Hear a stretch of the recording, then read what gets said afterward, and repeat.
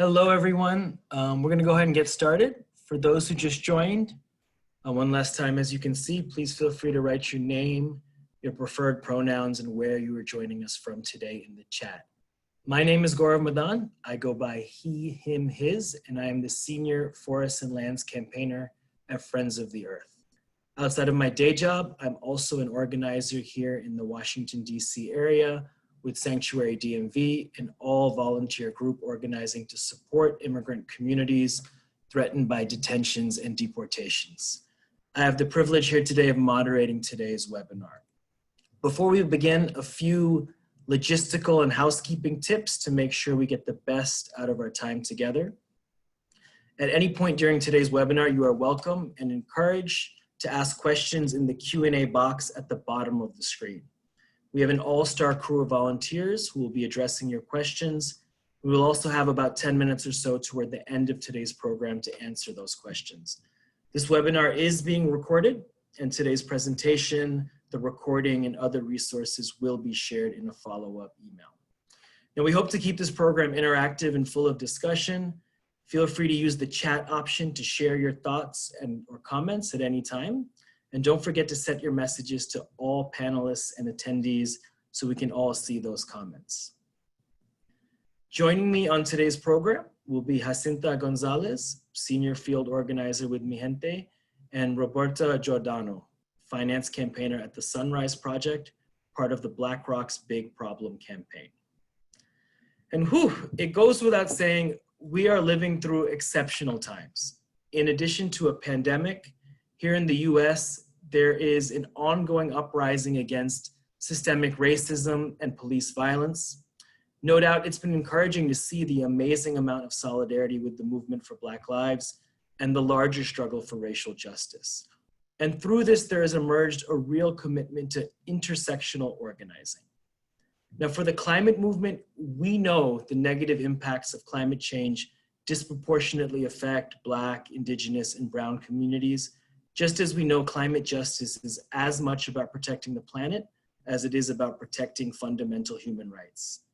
This collaboration with Mijente continues in that spirit, seeking to build power and real solidarity across our various movements. So thank you all for being here and continuing to do the work. We have an exciting program today where we will be connecting the movements for climate justice and migrant justice.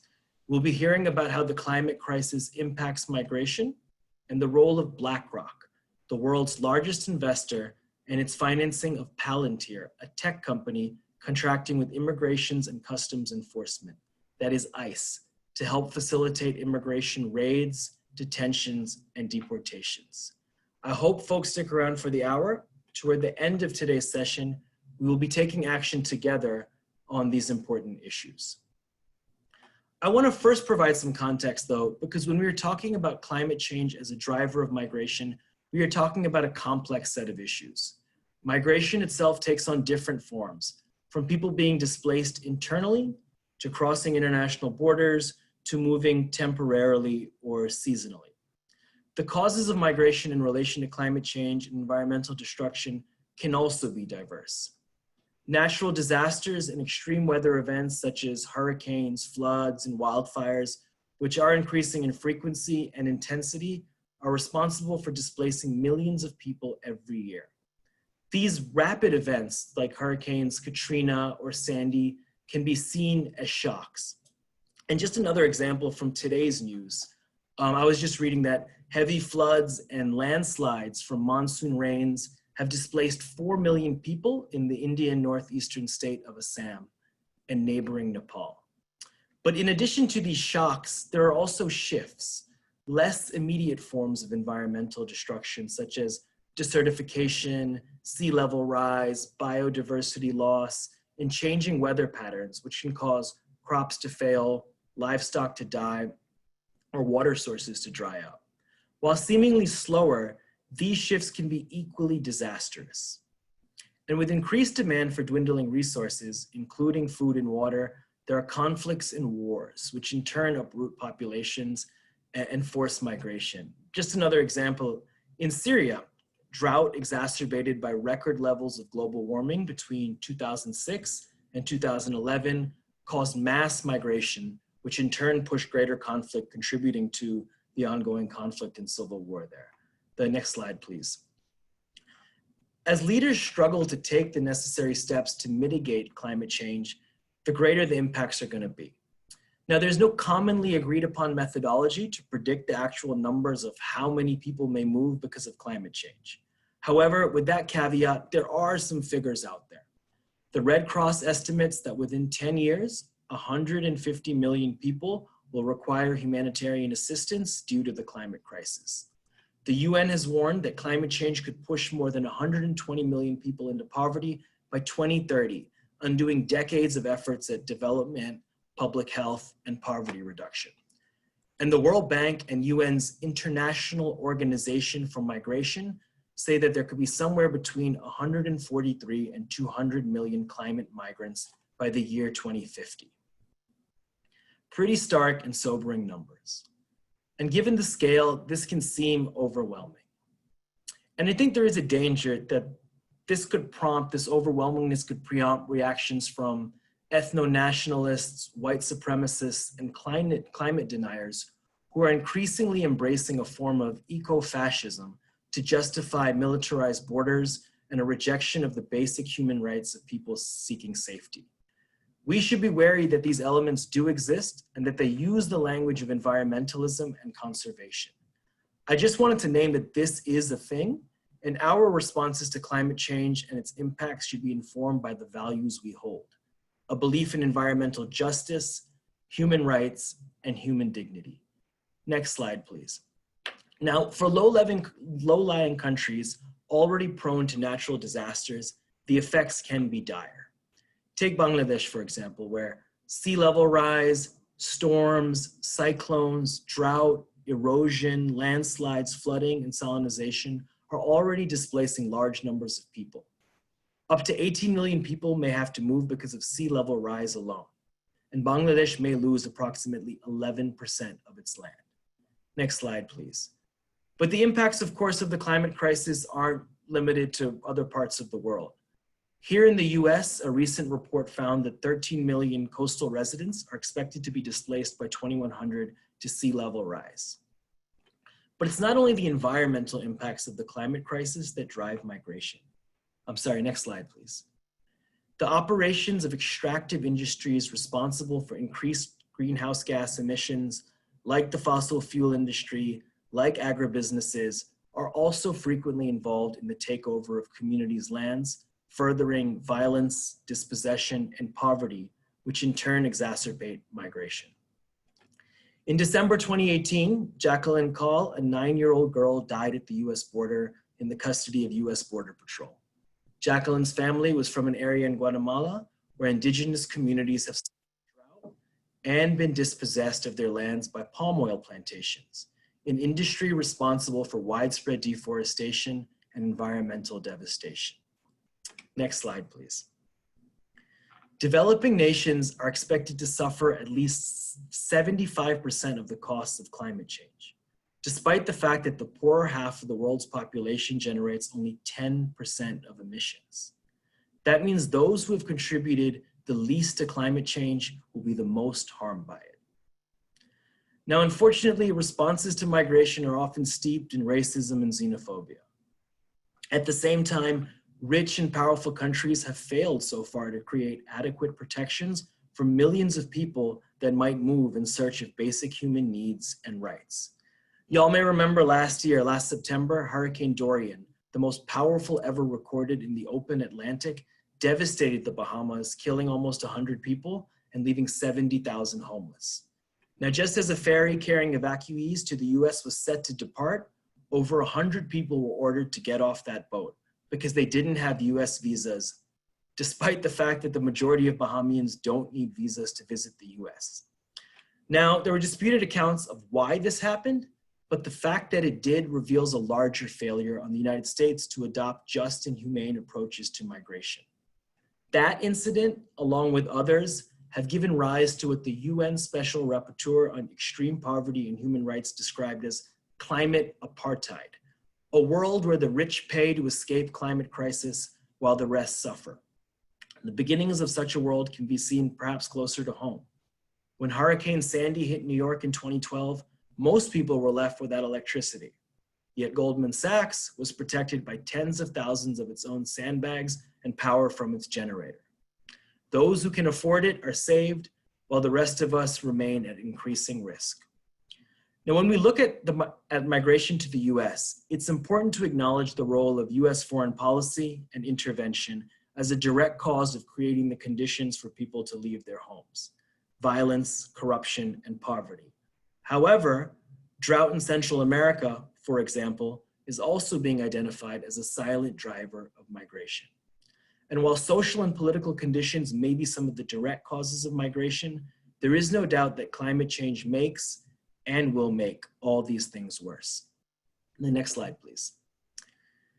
In the United States, which has emitted more greenhouse gas pollution than any other country since the Industrial Revolution, our response to migration has been increasingly through the militarization of borders and criminalization of migrants. This has only been further weaponized by the Trump administration, which we will hear about shortly.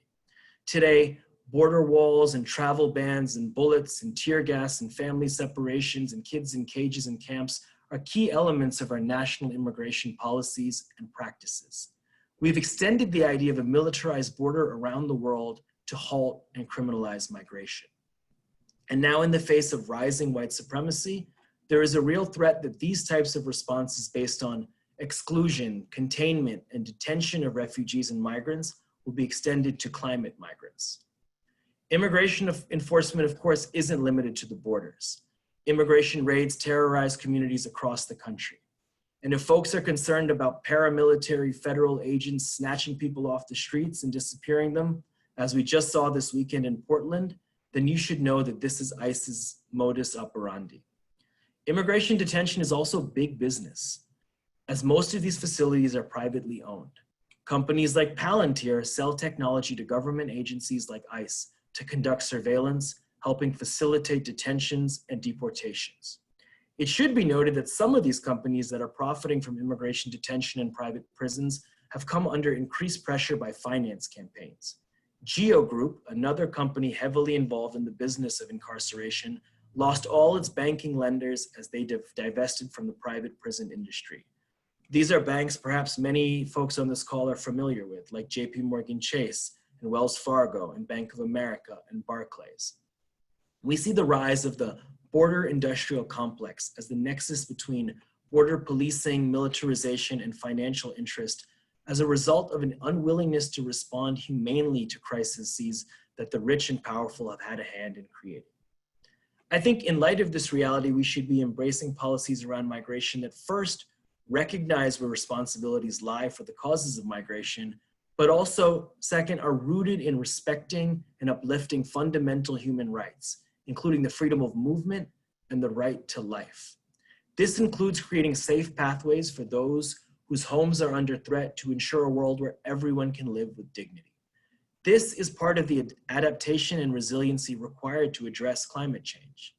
Of course, we also need to hold accountable the governments, industries, and financiers who are directly enabling the climate crisis and seeking to profit from policies that cause harm.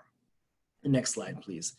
Which all of this is to say, this brings us to BlackRock, the largest investor in the world with $7 trillion of assets under management and the largest investor in fossil fuels and agribusinesses, the industries most responsible for climate crisis. I want to stop here and pass it along to Roberta at the Sunrise Project to explain a bit more about BlackRock's role in driving the climate crisis.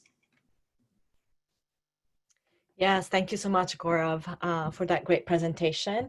And yes, once again, my name is Roberta, and I am calling from Ohlone Territory in the Bay Area, California. And yes, I am with Sunrise Project, which is one of the groups that spearheads the BlackRock's Big Problem network campaign.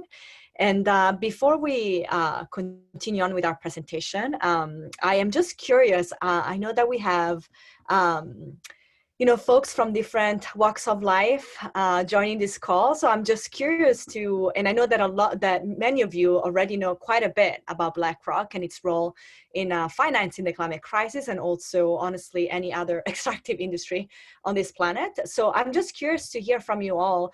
When you hear the name BlackRock, what comes to mind? So please write in the chat one word that comes to mind when you hear about BlackRock. Yes, I see evil. BlackRock means coal, capitalism, planet destroyers, horror, Wall Street, greed, oppression, greenwashing, exploitation. Yes, and the list goes on, right on, right on.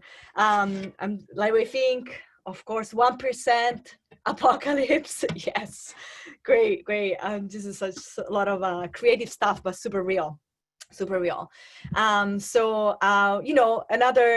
as Gaurav mentioned, BlackRock is the world's largest asset manager. So I just want to briefly touch upon, like who is BlackRock and what does it mean to be an asset manager. And so quickly, the basics of asset management. So, an asset manager is a financial institution that manages investments on behalf of others. And so they make really important decisions to help their clients' portfolio grow. And, asset managers, they primarily invest other people's money through index funds. And so what that means is that most of the time they do not pick and choose individual stocks, but rather, they put their clients' money into funds that track the ups and downs of the market as a whole. And so, as Gaurav mentioned, BlackRock is the world's largest asset manager with 7.3 trillion assets under management. And because of the nature of its business model and the size of its portfolio, BlackRock is involved in virtually every major corporation across the planet, including destructive companies like fossil fuels, and also companies driving deforestation. As we are going to learn today, BlackRock is, of course, also a major investor in companies that are providing military equipment to police departments, like tear gas companies, also private prisons, as well as companies like data mining companies, surveillance companies. We're going to learn a lot about Palantir later, but really companies that are providing services to ICE. And so, why is BlackRock a target? It's because, it's the largest investor of all of these companies that are driving destruction, exploitation, and oppression. And also, BlackRock is a major shareholder of many of these companies. And so because of that, it exercises huge influence over the companies it's invested in. And so just a refresher that a shareholder, is a person, a company, or institution that owns at least one share of a company stock, which is known as equity. And so, shareholders can be seen essentially as owners of such company. And so, BlackRock, because of all these reasons that we listed, is just this huge giant, Wall Street giant that has so much power, wealth, and influence. And also because of some of the politics and kind of like the attitude of some of the BlackRock's leadership, particularly the CEO, Larry Fink, who is a longtime Democrat, who has been portraying himself as the consciousness, as the soul of Wall Street. They set an example for others. And so, that's why we think that BlackRock is such a critical target. And so for those who are not familiar, so what is the BlackRock Speed Problem Campaign? So it's a global network of NGOs and other movements pressuring BlackRock to align its business practices with a climate-safe world. Some of the major partners include Friends of the Earth, Amazon Watch, Divest Invest Network, Sierra Club, and the list goes on. And we're part of the Stop the Money Pipeline Coalition, which is, the group that helped us organize the webinar today.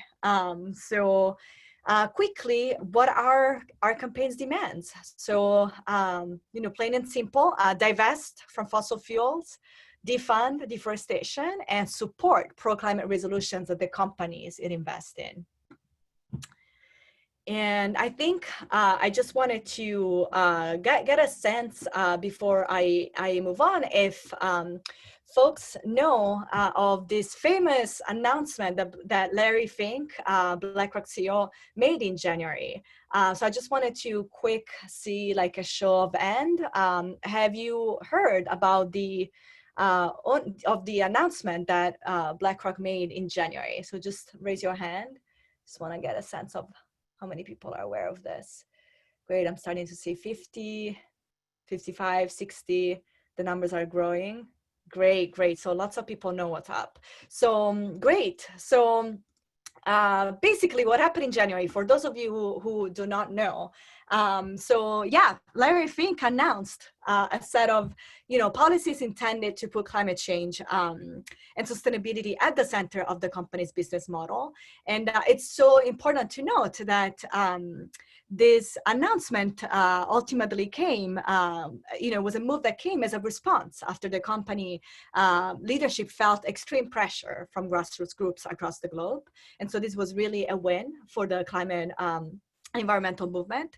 And so, yes, while I will believe that, this announcement is a good step in the right direction, we don't actually believe that the policies that were introduced in January are enough to meet the scale and urgency of the climate crisis. And so, some of the reasons why these policies are not enough, it's because one of the announcements included a coal policy exclusion. And so this coal policy actually turns out really covers only a tiny amount of BlackRock's portfolio and actually exclude a huge fraction of coal companies. So really, at the end of the day, especially like if we look on the ground where frontline communities are fighting fossil fuel projects, nothing really has changed. And also, I think, another reason why these policies and these announcements were not enough, it's because BlackRock, does not have a human rights policy, does not have a deforestation policy, which, it leads to a lot of the business as usual to continue. And so, yeah, so with that, I also wanted to kind of like get a sense, like raise your hand if you think that BlackRock is not doing enough and they got to do more. Because what it sounds like right now, it's just a lot of hot air on climate. And before I pass it to Jacinta, the next presenter, I also just wanted to share quickly something that we learned recently, that,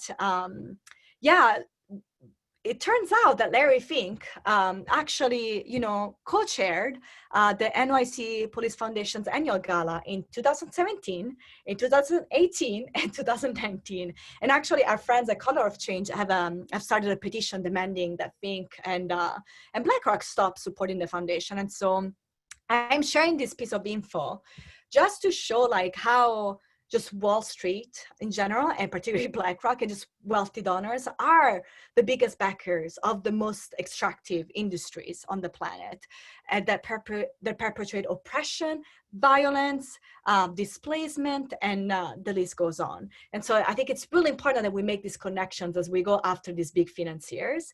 And so with that, I'm actually now gonna pass it to Jacinta, who's going to talk about how ICE is using tech companies like Palantir to wage war on immigrants and communities of color, and also the connection between BlackRock and Palantir, and how the demand of defunding the police and abolishing ICE are connected, and then so much more. So take it away, Jacinta.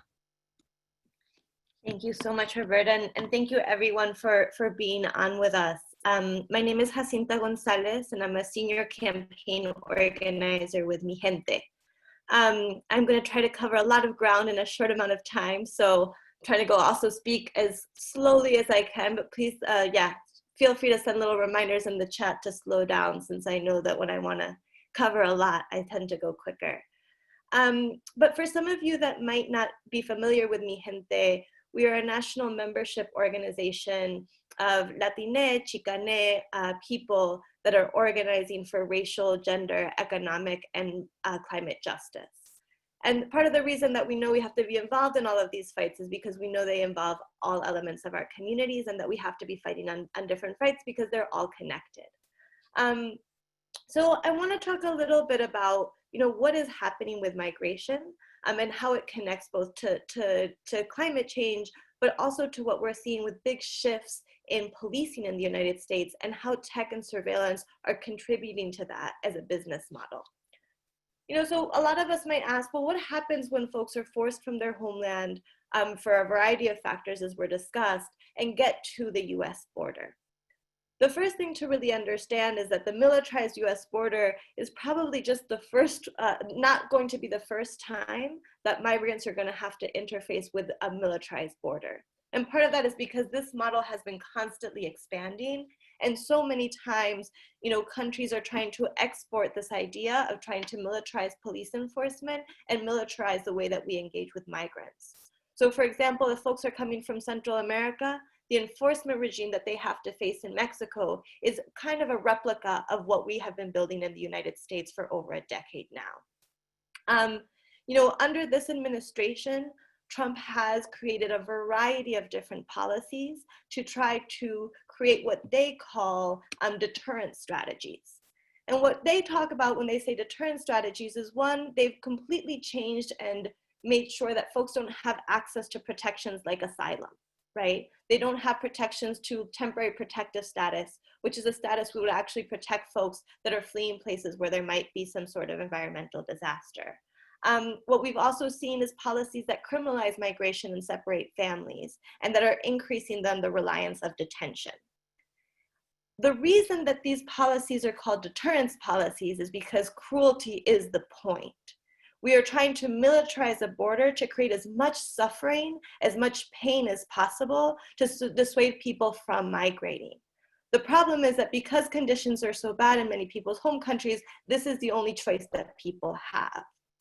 Now, the other effect of all of this that we're seeing is that because a militarized border is considered a good deterrent strategy, is a lot of companies that have long invested in military strategies or wars abroad are now understanding that investing in border policies or policing policies are good for their bottom line.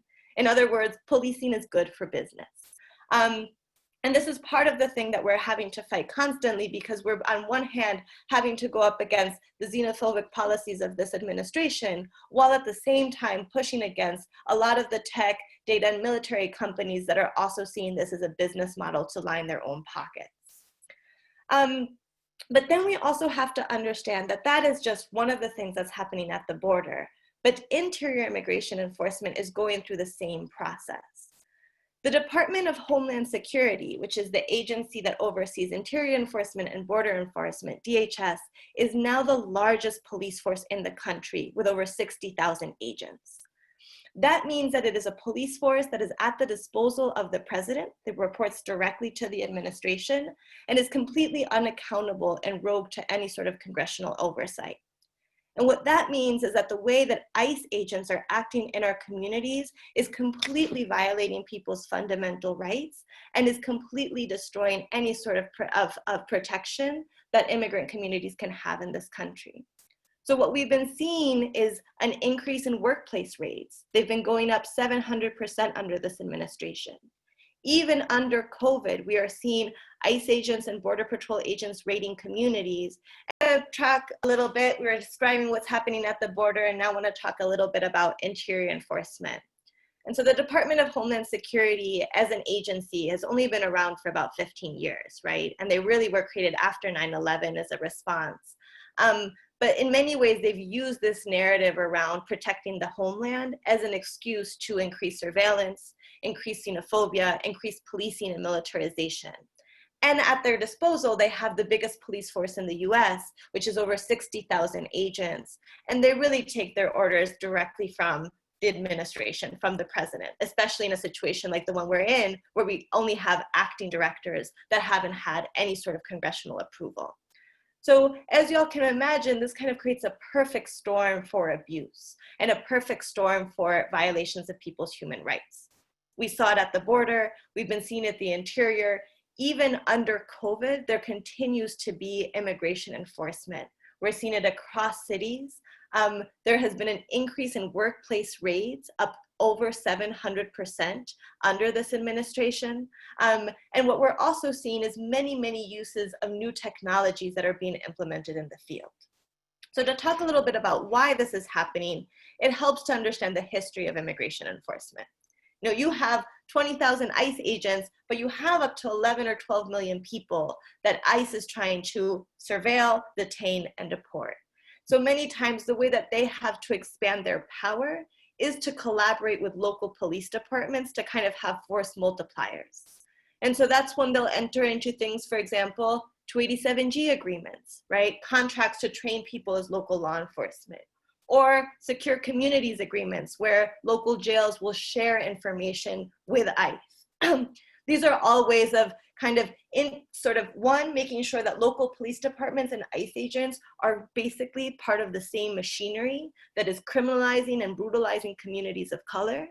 But it's also a way for them to expand their reach. What we've been starting to track in recent years has been a trend that we're seeing in both immigration enforcement, but also policing, which is the use of tech and data to also expand the powers of the police. So we're seeing it happen, in different sectors, but ICE agents are particularly leading the force because they're part of Department of Homeland Security and therefore have access to more resources. So seeing this situation about 2 years ago, we started to do a bunch of research and produce a report called Who's Behind ICE? The Tech and Data Companies Fueling Deportations.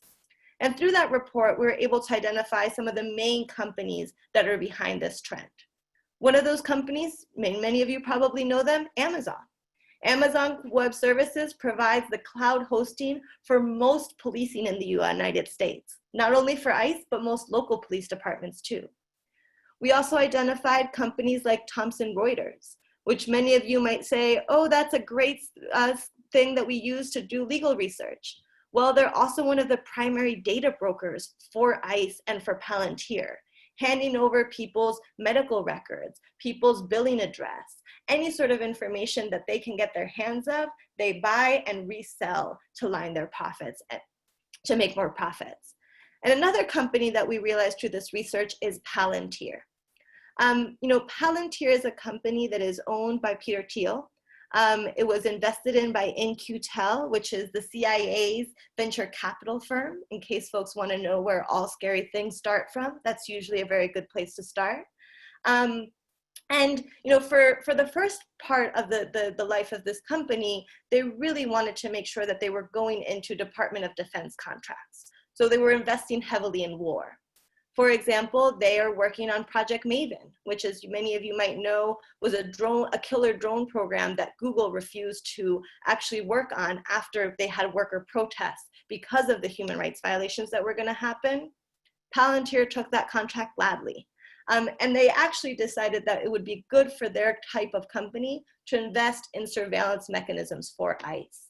So they create a program for ICE called the Integrated Case Management System that we have tracked, has been used in the Mississippi raids, where over 700 workers were detained, leaving many children without both of their parents, and intervening in workplace organizing that had been happening for a very long time. We've seen it used in the 7-Eleven raids in New York City. And we've also seen it used to deport sponsors of unaccompanied children that are in immigration detention. So after we were able to kind of understand how this is happening, we looked around and realized that this is a trend that is happening in many sectors of policing. We've seen a lot of community members push back and say that we need to defund the police, that we need to abolish ICE as an agency because we need to invest more in our communities and not invest in types of repressive violence that are actually keeping people marginalized. And what we've seen is that many times tech companies try to position themselves as a race-neutral option to be able to deal with some of these issues. But really what they're doing is expanding policing and making sure that it's good for business and that tech companies are taking advantage of this. And so then this brings us to BlackRock. BlackRock is one of the biggest investors in Palantir. Currently, they have up to $120 million in shares. And the company has recently announced that they plan to go public, meaning that they could be able to make even more money off of this and have not really had any sort of conversations about the human rights implications about these investments. So for us, we really see this as an opportunity to connect the dots for people, to understand that what is happening with tech connecting to data and to policing and to immigration enforcement is also connected to how we're monitoring migration patterns at an international level and how companies are seeing militarized borders and militarized immigration enforcement as something that they can profit from. So for us, it's important to get in as quickly as we can to say any company that has contracts with ICE, that should be seen as something that is risky for business because it is ensured that there is a human rights implication involved. And so that is why we're very excited to be here today with all of you. We're hoping that we're able to contribute to having a bigger movement that can connect all of our issues into ensuring that capital is held accountable. And I just wanted to, before closing and passing it over to other colleagues to talk about next steps, share some of the resources that we've created in the campaign so that folks are able to see how they can also engage with the No Tech for ICE campaign. So if folks, let me trying to share my screen here.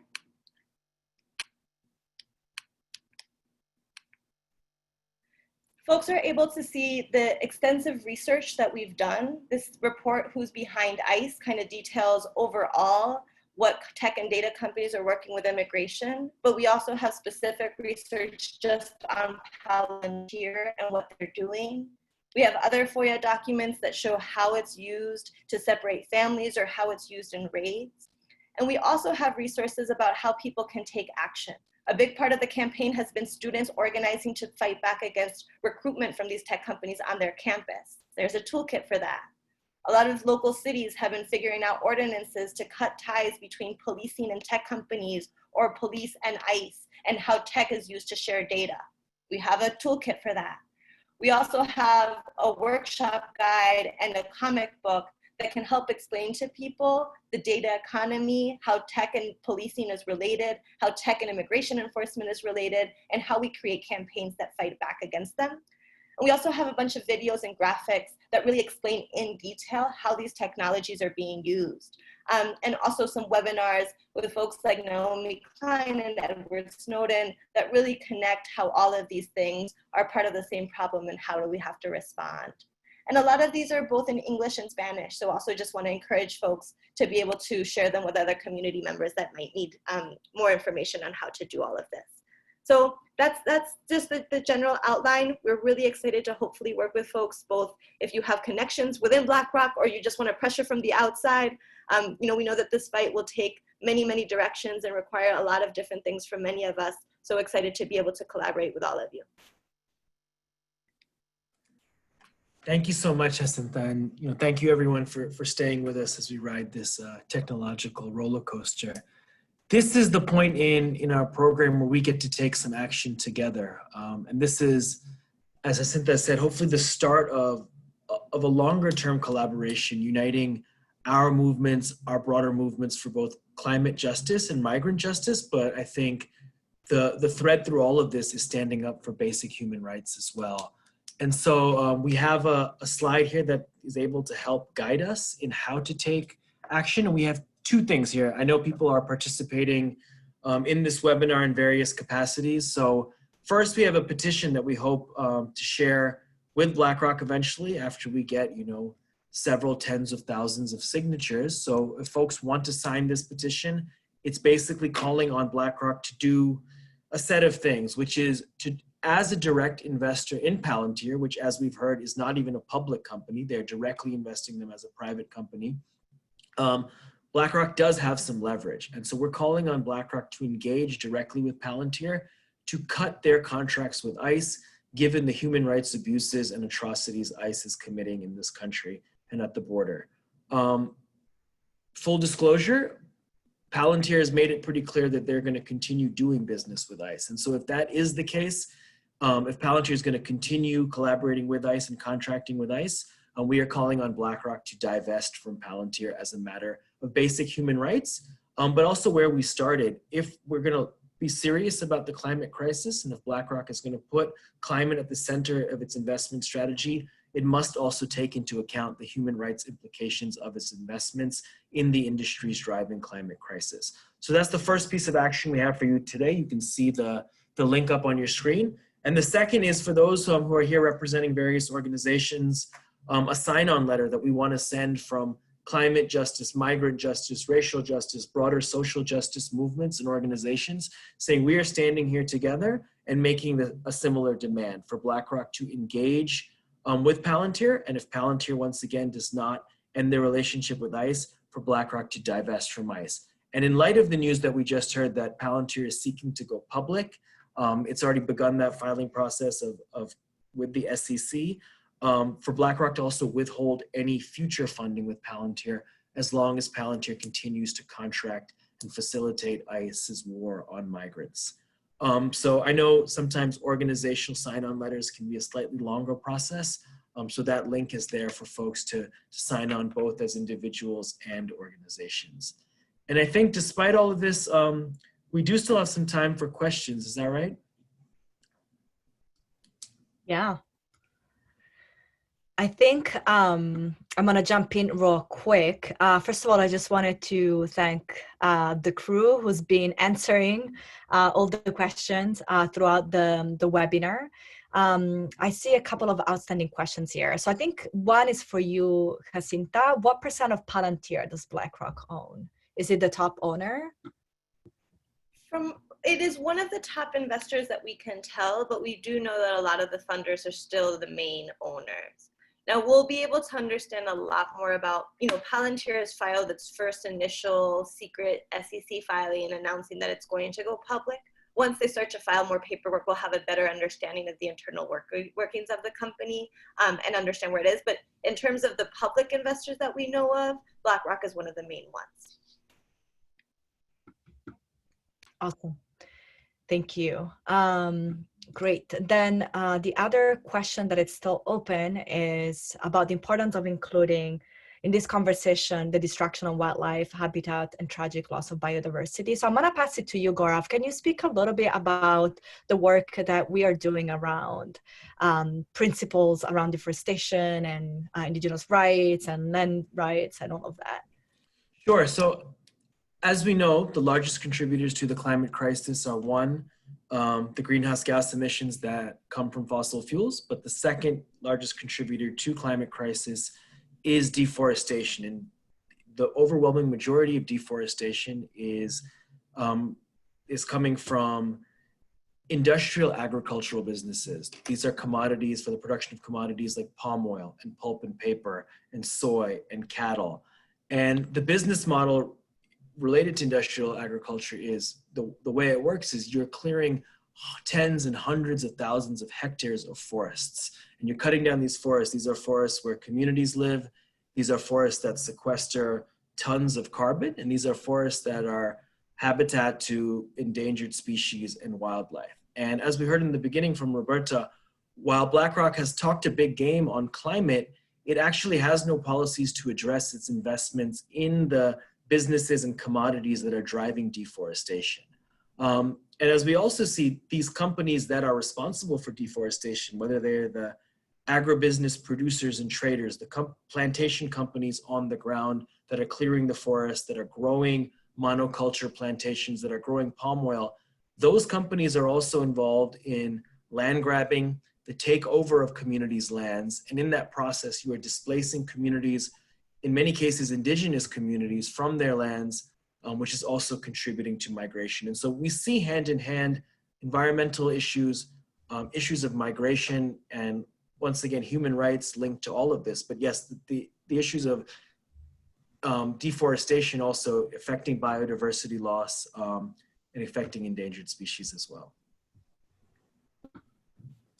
Great. Thank you so much, Gaurav. So I'm reading through the chat. Another question, or actually it's more of a summary of several questions that came in, are what have we been doing to pressure BlackRock and Palantir? So Jacinta, I'm going to pass it to you to speak a little more about what you have all been doing around Palantir, and then I'll ask maybe Diana from the BlackRock's Problem Network to talk about what we've been doing around targeting BlackRock. Sure. So I'll first and foremost say is that we really believe that to build power, we kind of have to use a variety of different strategies and tactics all at once, right? We know that there is not one magical wand that can just kind of go and say, this is the strategy or the tactic that we're going to use. And so for us, the No Tech for ICE campaign has used everything from, public protests and big rallies outside of Palantir's offices in New York, in Palo Alto, in Seattle. We have partners that are working on Palantir's contracts in the UK. We're currently working with the Congressional Hispanic Caucus and Senator Warren's office on a congressional inquiry into Palantir's contracts with HHS, because we know that now that data is not being going to the CDC, it's just going to HSS, and Palantir is the system that is monitoring that. We have worked with investors to do investor advocacy and to do, have been working with the Investor Alliance for Human Rights that did an investor warning against Palantir and have been continuing to educate investors around this.